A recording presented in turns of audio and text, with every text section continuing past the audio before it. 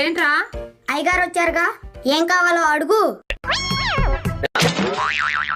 ఏడ్రా అయ్యగారు? అయ్యగారు అంటే నేనే కదమ్మా. ఊరుకో చిన్ను, అలా మతిపోయినట్టు మాట్లాడ మాకు. ఏంటమ్మా, ఈ ఇంటికి రాజా నేనేగా. రాజావైతే పర్వాలేదు చిన్ను, నువ్వెక్కడ పులి రాజావు అవుతావోనని మాకు భయంగా ఉంది. ఎంత మాట అన్నావమ్మా, నా గురించి నీకు తెలీదా? ఆల్రెడీ అందరికి తెలిసిపోయింది చిన్ను.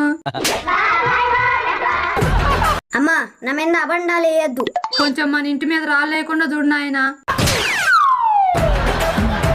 అమ్మా, నువ్వు నా పరువు తీయొద్దు. ఎవరైనా చూస్తే పరువు నష్టం దావా వేస్తారు నాన్న. అమ్మా, నువ్వు అలా అంటుంటే నా గుండెల్లో గుచ్చుకుంటుంది. ఈ వయసులో గులాబ్ పూతో నీకేం పనిరా?